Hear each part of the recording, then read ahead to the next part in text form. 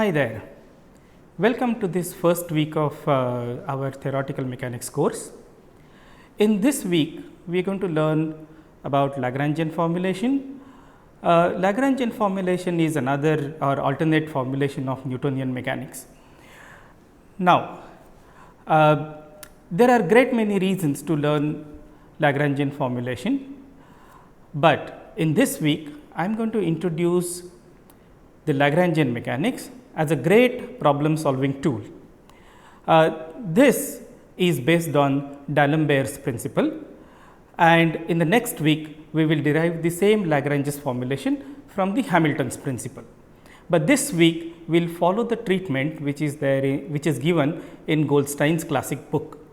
So, here we begin. First I will give you couple of examples to illustrate the need for Lagrangian formulation or the use of Lagrangian formulation as a great problem solving tool. So, here let me take the first example. Consider a bead which is moving on a plain wire. Okay. So, a bead moving on a plain straight wire, and this is moving along the wire without any friction. So, let me draw a x axis and a y axis. Let us say the wire makes an angle alpha with the x axis. Okay. We want to solve this problem using Newtonian mechanics. Now, in Newtonian mechanics, the first thing you would do is to draw a free body diagram. So, for a free body diagram, this is the bead, then there is a weight, this is due to gravity, and then there is a normal reaction,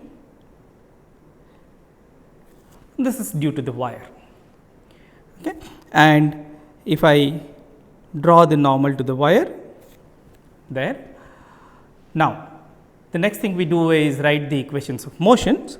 So, if I write this along x axis and along y axis, then the x axis equation would be equal to m x double dot is equal to minus n sin alpha, and m y double dot will be equal to n cos alpha minus m g. Let me call these two equations as equation 1 and equation 2. Now, we cannot solve this equation because the normal reaction, we do not know this normal reaction a priori. So, that means I have two equations and I have three unknowns. So, I have to determine x double dot, y double dot and n, all of them are unknowns. Wait, but there is something that happens here. The wire or the normal reaction, the entire purpose of the normal reaction is to keep the bead on the wire. Okay. So, I have one more equation now. The third equation is y coordinate must always be equal to x times tan alpha. I will call this as equation number 3. And now you see what happens. I have three unknowns and three equations, and then of course I can eliminate n from these equations, and then I would get. So, you can take a double derivative of equation 3, take a derivative, that is y double dot is also equal to x double dot tan alpha, and then if you eliminate n from here and also y dot from there, then I would get finally one single equation which is x double dot is equal to minus g sin alpha cos alpha. Okay. Now, see, intuitively we always knew that this is a one dimensional motion, which means I really have only one equation of motion, and which is what I have gotten here. However, to find this equation of motion, I still have to write the 2 Newton's equations and a constraint equation. Now, question that we will be asking is this: is it possible to write the same equation without referring to the normal reaction? Is there a prescription which does this? And if you notice in this problem, the normal reaction is always perpendicular to the motion of the bead. So, n is always perpendicular to the motion of the bead, which I will show as dr vector, because the dr vector is along the wire and the normal reaction is perpendicular to the wire, which automatically means that the work done by normal reaction is 0. So, work done by n is always 0. Now, I can use this fact to actually arrive at the same equation of motion by using the energy conservation. See, in this problem, there are only 2 forces, one is a gravity and the other one is the normal reaction. Now, normal reaction does not do any work and the gravity is conservative. So, I can of course write down the energy conservation formula.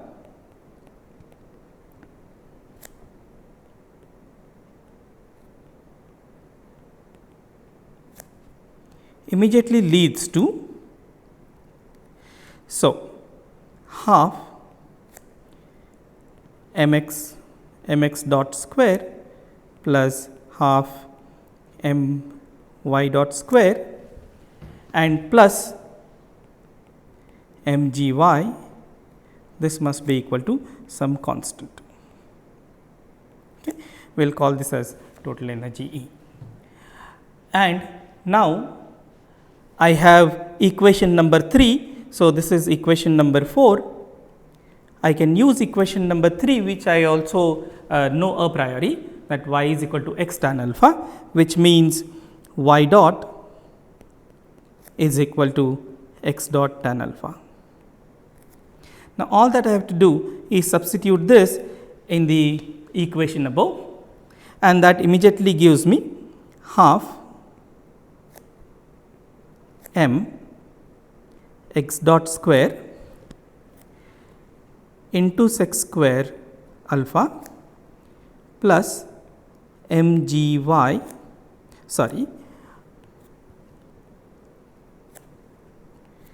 mgx tan alpha must be equal to constant.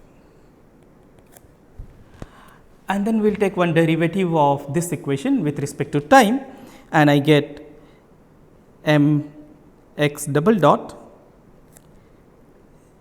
sec square alpha is equal to minus mg x dot tan alpha multiplied by x dot.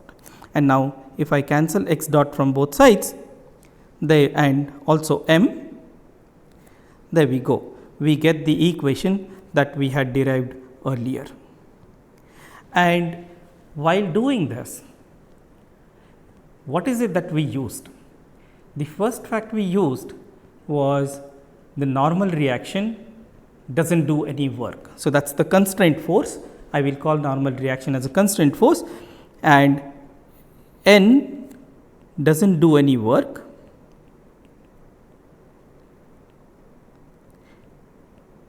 This input goes into energy conservation statement here, and the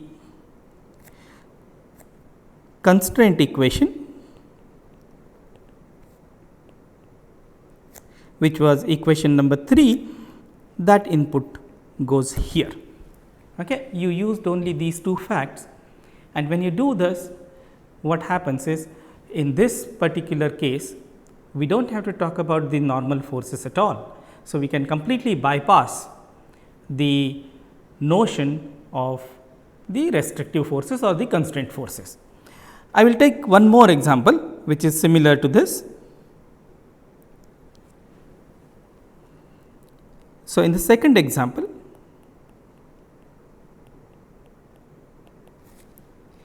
consider exactly the same situation, except that the wire here is now in a circular shape. So, you have a wire here and you have a bead here, and the radius of this circular hoop is r, and the coordinates of this point are x and y, and we will assume that the angle made here is given by theta. Okay. Again, the constraint equation here, or the restriction on the motion of the bead, that it stays on the wire, says that your x square plus y square must be equal to r square. And we know when this happens, we can immediately write down x as r cos theta and y as r sin theta. And here of course, theta changes from 0 to 2 pi. And now, I will use the same idea. Notice that the normal reaction here, so the free body diagram is like this, and then there is a gravity downwards, and the normal reaction is perpendicular to the motion of the bead, which means it does not do any work. So, we can use that as one fact. So, the problem becomes conservative problem. The total kinetic energy plus the potential energy due to gravity will remain constant, and that if I write here, then we get half m x dot square plus y dot square plus m g y is some constant. And we are going to use the constraint equations, which are now written in terms of the angle theta. Okay. So, your x dot is nothing but minus r sin theta theta dot, and y dot is r cos theta theta dot. So, substituting this back into this equation immediately gives me half m r square theta dot square plus m g, and y is nothing but r cos theta must be equal to constant. And now, you take one more derivative. So, you can immediately cancel m from here, take one more derivative with respect to time, and that immediately gives you r square theta dot into theta double dot is equal to minus g r and minus sin theta theta dot.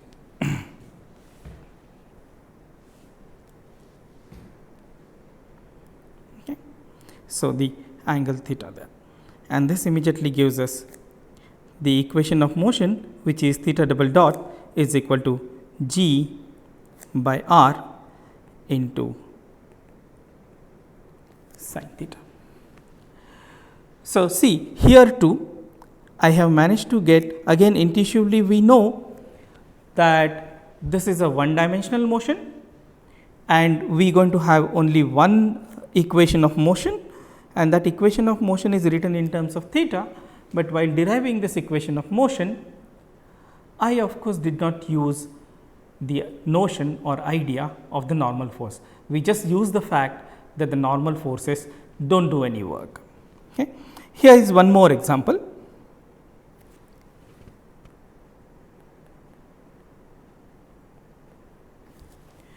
Now, we routinely use plane polar coordinates. When we use plane polar coordinates,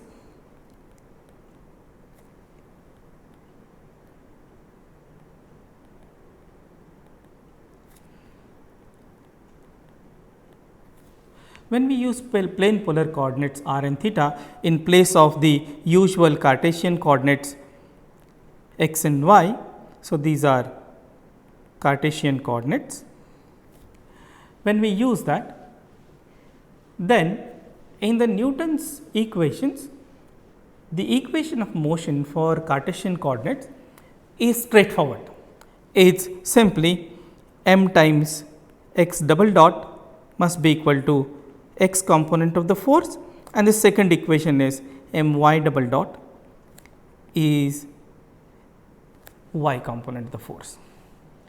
However, when you change your coordinates to plane polar coordinates, the equation of motion do not look as simple as that. In fact, the equation of motion, so in polar coordinates, it is m r double dot minus r theta dot square is equal to r component of the force, and the theta equation is m r theta double dot plus twice r dot theta dot is f theta. Here the equation of motion is not simply m r double dot is equal to r component of the force. And remember, how do you get these two equations here? You start with your Cartesian components and then you find out r cap, theta cap. When you are taking derivatives, you also have to remember to take the derivatives of r cap and theta cap. And then with little bit of algebra, we arrive at these equations after taking two derivatives with respect to time. Now, every time you use a new coordinate system, you will have to do this. You will have to find out the unit vectors along those coordinates and then take two derivatives and arrive at this. The question we will be asking is this: do I have one single equation or one single prescription which immediately gives me these equations, or if I change to some arbitrary coordinate system, does it give me very quickly the new equations of motion in those coordinates? This is exactly what Lagrangian mechanics facilitates. So, this is what we will do now, but we will of course be deriving this from the D'Alembert's principle. So, before I go to Lagrangian formulation, there is considerable amount of background formulation to be done. So, in next two sections, we will first do that and then go over to the Lagrangian mechanics. All right. In this section, we are going to talk about constraints. By constraints, what I mean is this. See, usually when we talk about mechanical system, we are talking about a small collection of particles and not the entire universe. And if the motion of these particles is restricted in space somehow, we say that this mechanical system is constraint mechanical system. Now, the constraints come in various forms, and some of those are useful constraints, some of those are not useful constraints. When I say the word useful, what I mean is it is useful for solving problems or it is not useful for solving problems.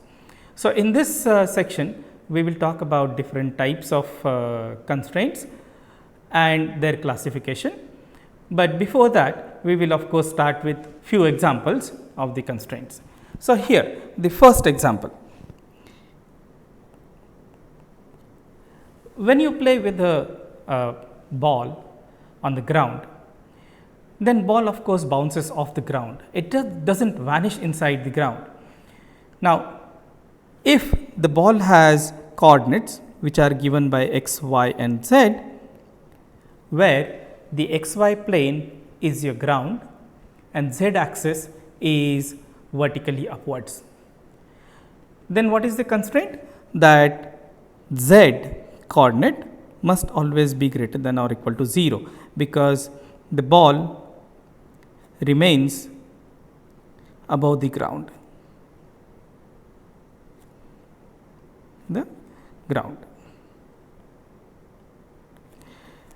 Here is second example. Similar to this, if I look at a gas a gas in an enclosure. The enclosure say is cubical with side length equal to L, and the coordinates of each of those molecules are given by xi, yi and zi, where I goes from 1 to n. That is the number of molecules in the system. What is the constraint on the coordinates now? Clearly, for each particle, for each I, 0 must be less than xy or yi or zi, and this must be less than or equal to L, that it remains inside the box. Okay. Each molecule remains inside the box. Here is one more example. This of course refers to the examples which we saw earlier. So, in first example, I had a bead which was traveling on a wire, where the angle made by wire with the horizontal axis is given by alpha. Here the coordinates of the bead are x and y, and the constraint on the coordinate is y must be equal to tan alpha times x. Or the other example in which the bead was constrained to move on the surface of the circle, there the constraint on the coordinates was x square plus y square must be equal to r square, that is the radius of the circular wire there. One more example.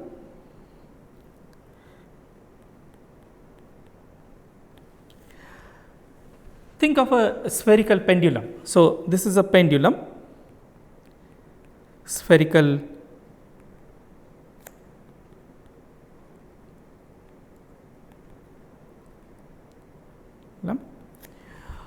This pendulum is suspended by one point, and the massive bob is connected to the suspension point by a rigid but lightweight rod. Okay. So, there you have a support and the bob is hanging, and this is a rigid rod there. In that case, the coordinates of the bob are given by x, y, z, then the constraint equation is x square plus y square plus z square must be equal to length square, where L is the length of the pendulum. In the next example, consider a case of dumbbell. The dumbbell has two masses and they are connected by a rigid rod. Okay, so that the distance between the two dumbbells that remains fixed, let us say that is d. And if the coordinates of the first mass are given by x1, y1, the coordinates of the second mass are given by x2, y2, then the constraint equation in this case becomes x1 minus x2 whole square plus y1 minus y2 whole square must be equal to the distance square. This is the constraint on the coordinates of the two bobs there, two masses there. In the next classic example, let us consider a rigid body with n particles in it. Okay. And let us assume that the coordinates of or position vectors of these n particles are given by r I vector, where I can go from 1 to n. So, there are 3 n coordinates here. because for each particle there will be 3 coordinates, there are n particles. So, there will be total of 3 n coordinates, but the definition of rigid body says that for every pair. So, for every pair of particles, the distance between the two, that is r I j squared minus c I j squared, must be equal to 0. That is, the distance between particles for every pair remains same or is constant throughout the motion of the rigid body. Now, how many such constraints are there? There are of course large number of constraints. There will be n into n minus 1 by 2 constraints here. Now, not all these constraints are independent of each other. It is very easy to see by a simple consideration of rotation of the rigid body that rigid body actually has only 6 independent degrees of freedom. Now, 3 of those can be assigned to the center of mass, and the remaining 3 must be the orientation of the rigid body. So, how many of these constraints are actually independent constraints? Very few are actually independent constraints. Eventually, 3 n minus 6, these many independent constraints must be there. Remember, there are n into n minus 1 by 2 equations here, but out of these only these many are independent constraints, and this of course is true if n is greater than or equal to 3. Now, all the examples which we have taken here, the constraints, they are independent of time, but that does not have to be the case. One more example here. In this example, I will refer back to the first problem, where you have this wire and a straight line wire, but now this wire is moving parallel to x axis with some constant velocity v naught, by maintaining the angle that it makes with the x axis. Now, what is the constraint? Suppose the bead is here, its coordinates are given by x and y. Then we can immediately see if at t is equal to 0, the contact point was at the origin, then in time t, the distance travelled here is v naught times t, and that immediately gives you the constraint between y coordinate and the x coordinate, which is y must be equal to tan alpha times x minus v naught t. So, if I complete this triangle here, then you can immediately see the constraint there. Now, the constraint equation here involves time explicitly, and these are not the only kind of constraints you have. Many times in mechanical systems, you have constraints which are velocity dependent. For example, consider a disk rolling on a single line. Okay. The disk of radius r, and this is rolling without a slip.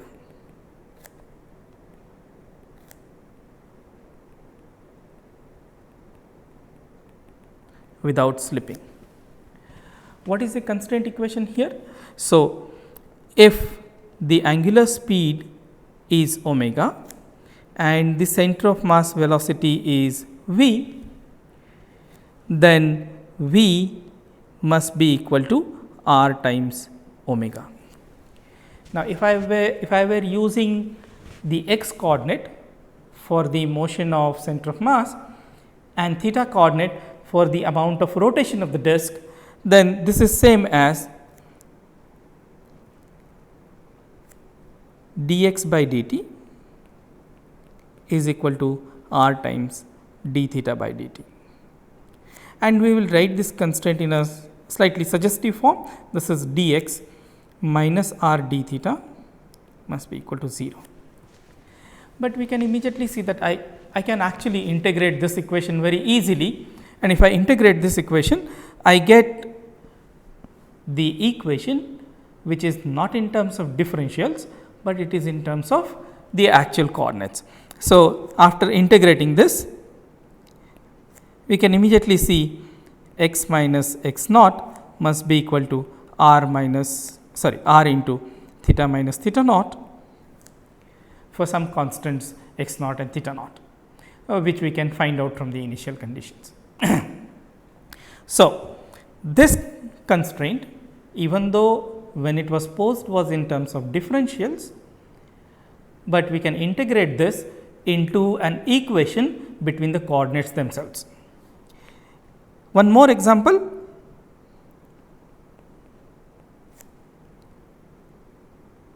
Now, in this example, what we are going to do is this. We have this xy plane, and in the xy plane, we have this disk which has a contact point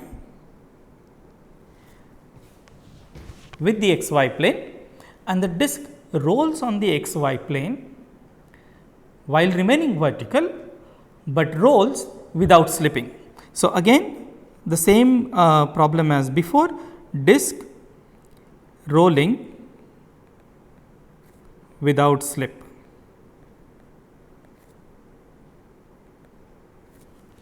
Okay. Now, how many coordinates are needed? First of all, if I look at this from the top view, then you have x axis, y axis, z axis now is pointing out of the paper or out of the board, and say you have the disk here. Okay. And the normal of the disk, suppose, makes an angle of theta with x axis, and the rotation of the disk is measured in terms of angle phi. So, you have the contact point which are given by x and y, then the amount of rotation which is given by angle phi, and the orientation of the disk with respect to x y axis is given by the angle theta there. Okay. And what are the constraints here? The constraint equations would be the velocity must be equal to r, that is the radius of the disk, times d phi by dt. Okay. And also what you must have is Vx is V. So, Vx is pointing that way, Vx will be V sin theta, and Vy is V cos theta. Now, if we look carefully, I can substitute this V back into the second the other two equations, and you would get the differential, the constraint in terms of differential, which will be dx is equal to r sin theta d phi, and dy is equal to r cos theta d phi. Now, question we are going to ask is this. I now have two differentials or two equations in terms of differentials.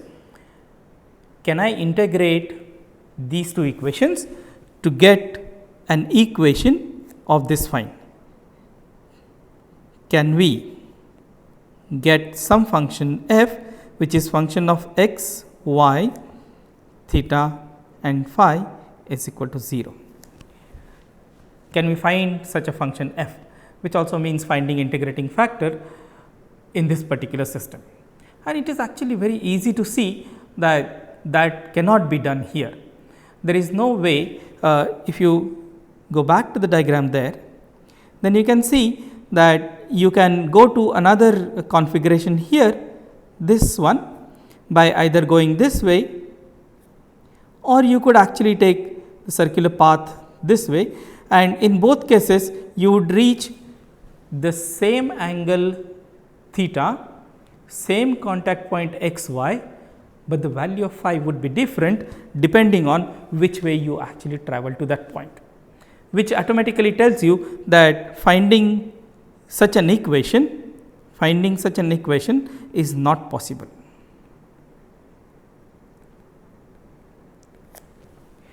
Okay. This is not possible. So, this is a constraint in the form of differentials, but which cannot be integrated into a nice form there.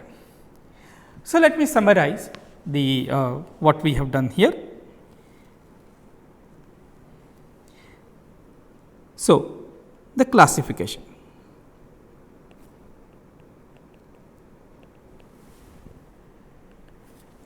First of all, we will define constraints. Some of these constraints are in neat form. These are in the form of, so you start with system with n particles with their position vectors given by R I, where I goes from 1 to capital N. Okay. And these constraint equations are actually some sort of function. So, except for the last example, in all except for the last example and the first two examples were in the form of inequalities. The last one is in the form of differentials, which cannot be integrated to this nice form. So, R 1 to R n and possibly also time t is equal to 0. If our constraint is in this equation form, that is some function of R 1 to R n and time t is equal to 0, then we say that this is a holonomic constraint.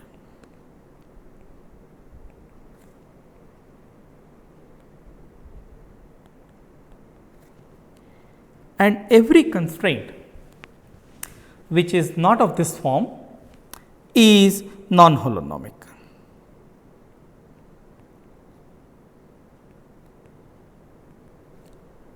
Non-holonomic constraint.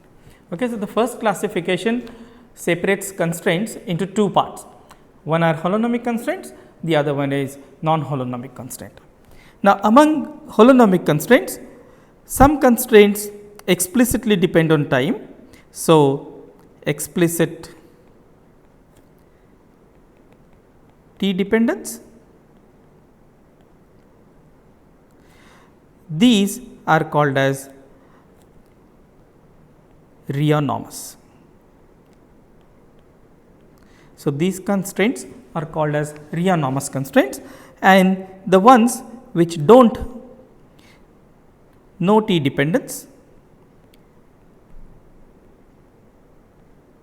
these are called as Scleronormous.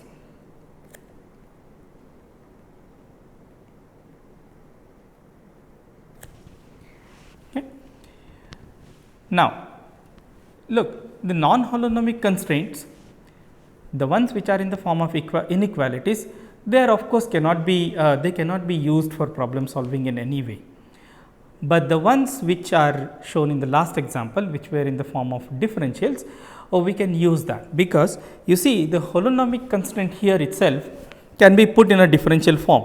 So, I can take a derivative of this and write the differentials. So, I can write this as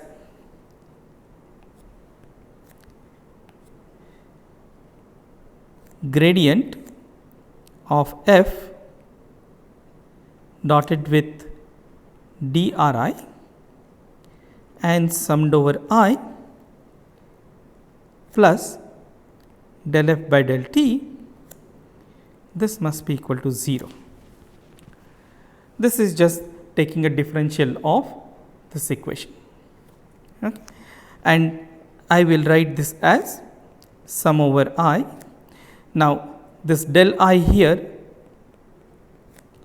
is nothing but del f by del x with respect to I times I cap plus j cap plus into k cap. So, this is just a gradient vector, but taken with respect to the position vector or r I instead of general R.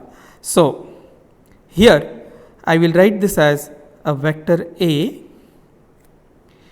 I dot dri plus, sorry, I forgot to write dt here, so I will write that now, del f by del t dt, and I will also replace this del f by del t by another symbol which I will call it as b dt equal to 0. Okay, so, now you see we can have non-holonomic constraint which also have similar form along with holonomic constraint. Of course, not all non-holonomic constraints, but some non-holonomic constraints can be put in this form. Now, the categorization that the constraint is scleronomous if all AI vectors are independent of time t and b is equal to 0. If that is not the case, then you have Riemann constraint.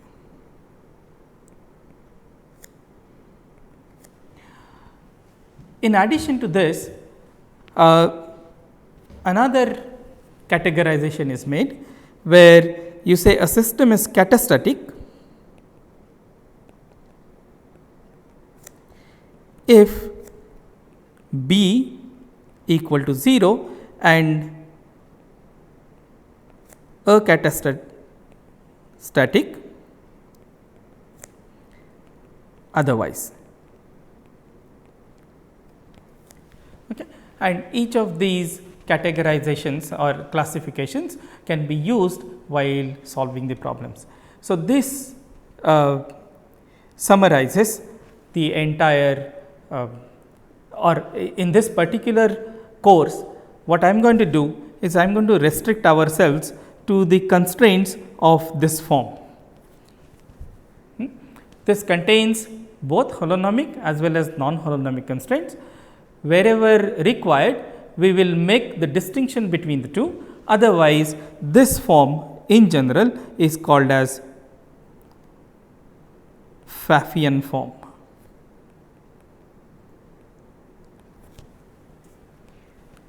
Okay. Now, how do constraints affect the description of motion is what we are going to see in the next section.